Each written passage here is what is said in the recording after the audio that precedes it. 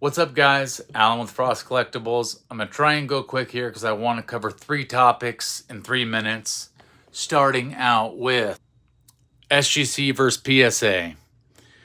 So, would you crack an SGC 9.5 at the chance for a PSA 10 and the risk of a PSA 9? Now, SGC and PSA are close in a lot of categories, except for when it gets to stuff that starts to get above the few $100 range. And PSA 9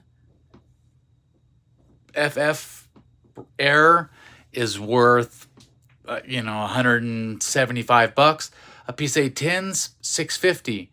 The 9.5 SGC is only a few dollars over the PSA 9 price. It's not very much. So would you risk losing your 8.5 to an 8, or is the gamble worth it to get a 9? Would you risk your 9.5? Is the gamble worth it to get a 10? All right, part 2.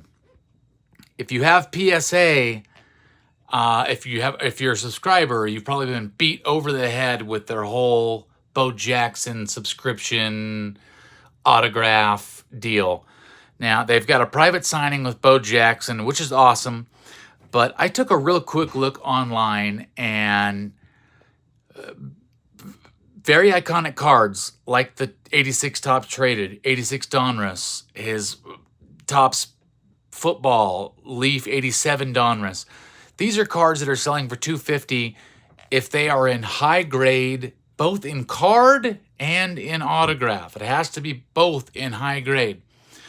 And they're having trouble selling at $250 unless it's a 9-10 on the 9 on the card, 10 on the auto.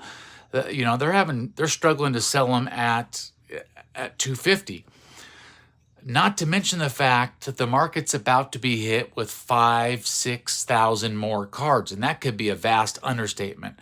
Who knows how many people are going to take advantage of this PSA auto submission? Is it worth it to submit your cards to Beckett as a dealer, as a reseller? Last but not least, the challenge I set for myself, reselling all of these cards. I'm going to have to come back to it because I only got a few seconds left. But the idea is to sell. I have 25 $1 to $5 cards here. I'm going to resell all of these cards to get either a PSA 8 Ricky Jerry or a PSA 7 Joe Rookie.